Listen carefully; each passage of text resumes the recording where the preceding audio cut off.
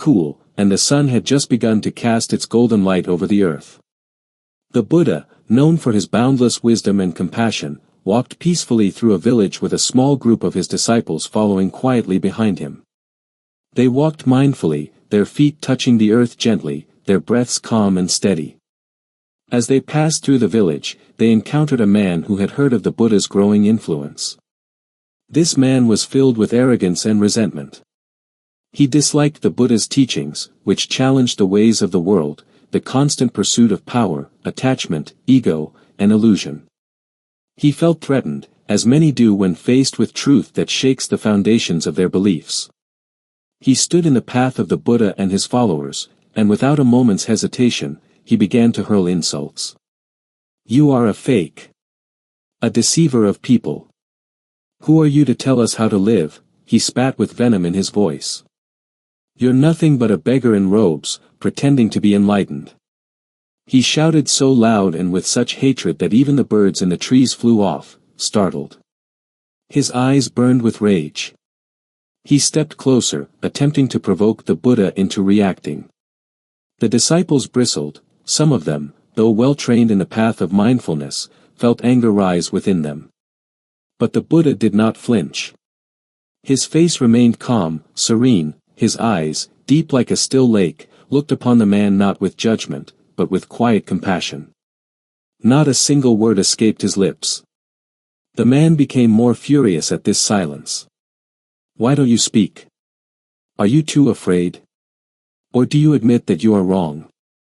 Still, the Buddha said nothing. Minutes passed. The crowd began to gather, watching this strange scene unfold. The disciples waited, silently, trusting their teacher. Finally, when the man had exhausted his rage, when his voice grew hoarse and his breathing heavy, the Buddha gently raised his gaze and spoke, not with anger, not with pride, but with a voice like a gentle breeze over a calm field. "Tell me," the Buddha said softly, "if someone offers you a gift, and you do not accept it, to whom does the gift belong?" The man was stunned by the question. "It remains with the one who offered it," he replied, confused. The Buddha nodded. "In the same way," he said, "I do not accept your anger, your hatred, or your insults. They remain with you. You carry them with you like a heavy burden. And I carry peace." The meaning behind the silence.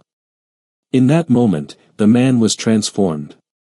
He saw, as if for the first time, how much suffering he carried, how his anger had consumed him. The Buddha's silence was not a sign of weakness, but of deep inner mastery. The silence spoke volumes. It showed freedom. The Buddha was not bound by the need to defend his ego. It reflected clarity. He saw that words, in this case, would only deepen the man's delusion. It embodied compassion. The Buddha did not wish to wound him further by retaliating. It demonstrated power, not of domination, but of stillness and truth. The man fell to his knees, ashamed and humbled. "I have been a fool," he whispered. The Buddha, still calm, offered him only kindness.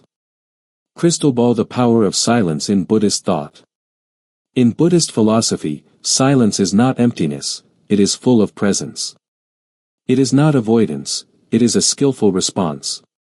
Here's how silence is viewed in deeper ways.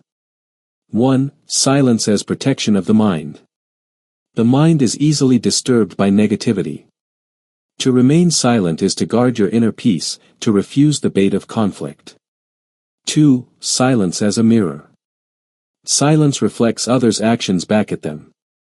It holds up a mirror, just as the Buddha's silence showed the man the ugliness of his own rage.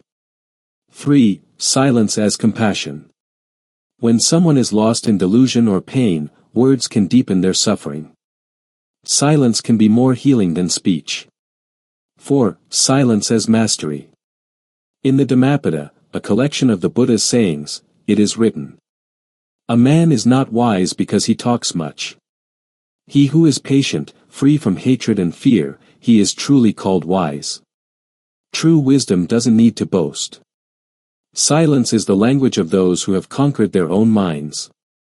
Cherry Blossom conclusion: speak less, live more deeply.